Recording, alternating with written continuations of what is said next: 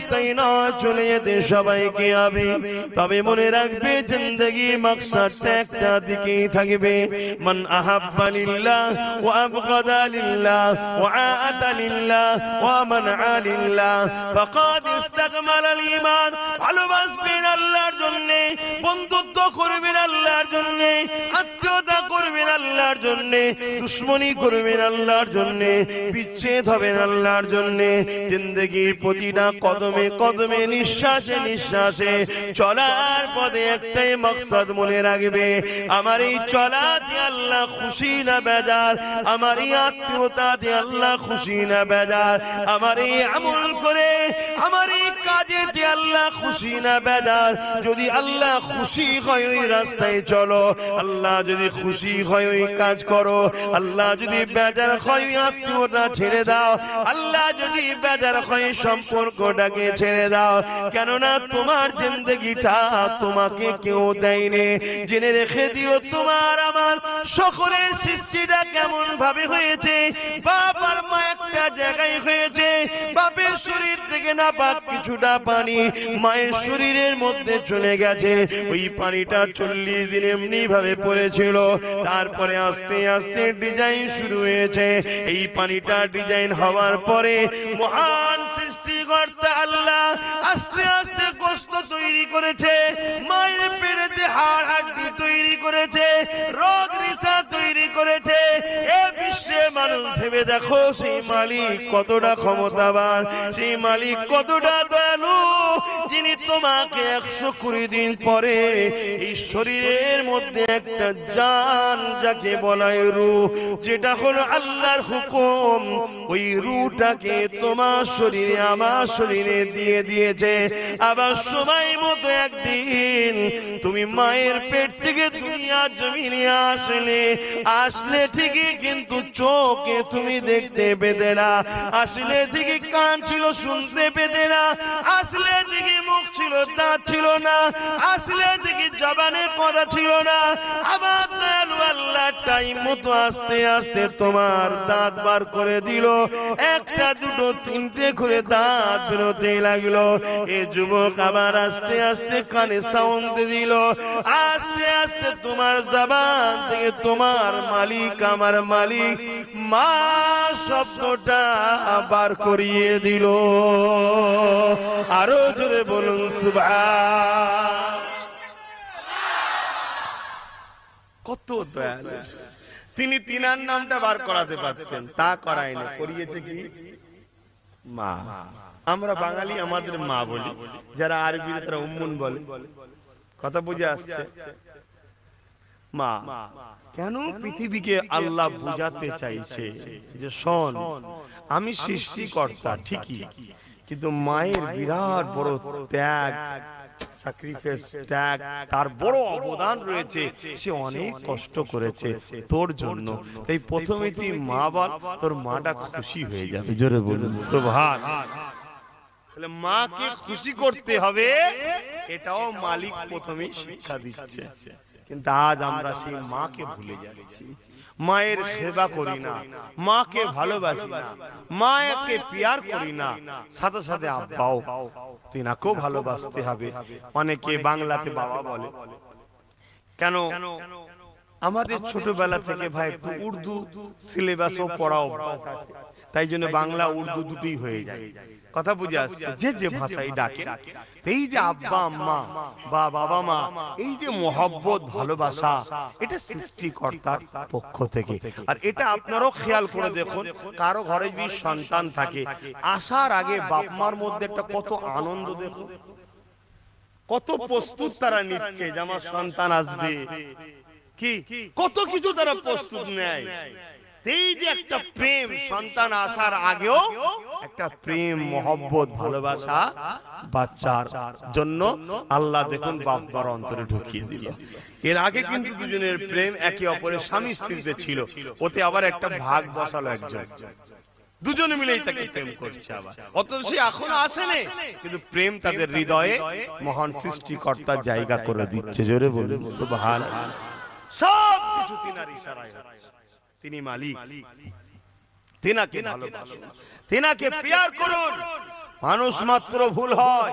তিনি বলছেন তোরা ভুল করতে ভালোবাসিস, আর আমি তোদের সৃষ্টিকর্তা, আমার কাছে ক্ষমা চা, আমি তোদেরকে মাফ করতে ভালোবাসি। জোরে বলুন সুবহানাল্লাহ। তিনি বলছেন পৃথিবীতে প্রত্যেকটা নেতা, রাজা, বাদশা জালিমদের ঘরে খুঁজে বেড়ায় শাস্তি দেবে বলে, আর আমি তোদের এমন রব, তোদেরকে আমি রোজ তাহাজ্জুদে রক্তে ডেকে বেড়াই, ডাকি তোদেরকে মাফ করব বলে। জোরে বলুন সুবহানাল্লাহ। এই সময় নিঃশ্বাস পুরোবার আগে আমাদেরকে পাপ হয়ে গেল ক্ষমা চাইতে হবে। তবে মনে রাখবেন, সব জায়গায় মাথা গরম করলো, দুটো জায়গাতে মাথা গরম করবেন না। এক, কোনোদিন শিরকের সঙ্গে জড়াবেন না। দ্বিতীয়, নবীকে আঘাত দিয়া কোনো কাজ করবেন না। এই দুটো মাথায় রাখবেন। কেন বাকি সবটাতে পরিবর্তনের সুযোগ পাওয়া যায়, এ দুটোতে পরিবর্তনের সুযোগ আল্লাহ করতেও দেয় না। কথা মনে রাখবেন। তাই নবীর কি কবর দ্বারা আঘাত দেবেন না। আর নবী তাই বলেছে যে আমার খানদান শরীফুল নসব বা সাহাবাদের খানদানকে ভালোবাসতে হবে, এটা রাসূলুল্লাহর হুকুম। জোরে বলেন সুবহান। আসেন আমার আল্লাহ কতটা দয়ালু, এই বিষয়ে একটু বলি।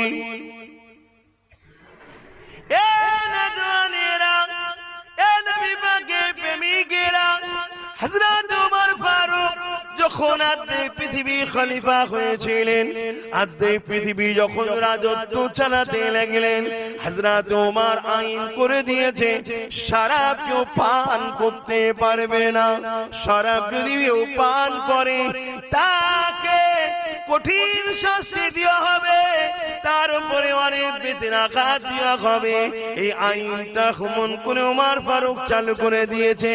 তাই এলাকায় শরাব বন্ধ হয়ে গেছে। কিন্তু একটা যুবক ছেলে দূর থেকে শরাব এনে এমন করে একটি রাস্তা দিয়ে যেতে যেতে পান করতে করতে যেতেছিল। ওই দিক থেকে ওমর ফারুক রাজকার্যে কোন জায়গায় হুজুর আমার সফরে যাচ্ছিলেন, রওনা দিয়েছিলেন। কিন্তু হঠাৎ করে একটা রাস্তার মোড়ে এমন সময় দেখা যায় ওই শরাবী ছেলেটার মুখোমুখি হযরতে ওমর ফারুক হয়ে যায়।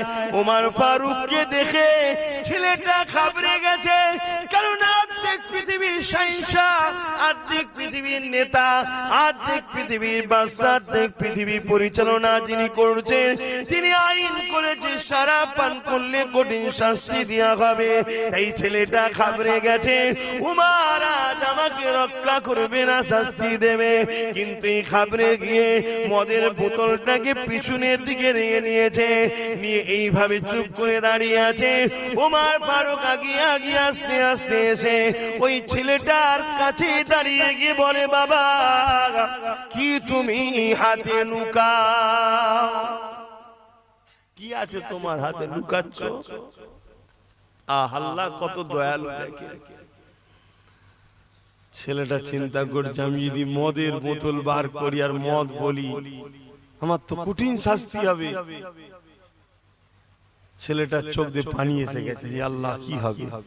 আর ওই অবস্থায় দিল থেকে কানেকশন হচ্ছে কার সাথে বলুন? দিলের খবর কে জানে? একজনই জানে, তিনি কে? আল্লাহ। মুখ দিয়ে বলতেও লাগে না, দিলে দিলে হলেও তিনি সব শুনতে পায়। জোরে বলুন সুবহানাল্লাহ। দিল থেকে কানেকশন শুরু হয়ে গেছে। মালিক আজ আপনি বিপদ থেকে আমায় উদ্ধার করুন, আমি আজ কথা দিচ্ছি জীবনে আর শরাব পান করব না।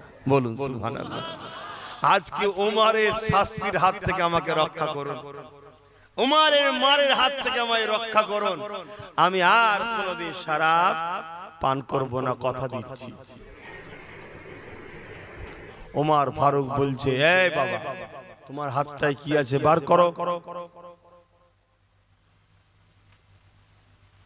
দেখতে কাঁচের শিশির মধ্যে দুধ রয়েছে। জোরে বলুন সুবহানাল্লাহ।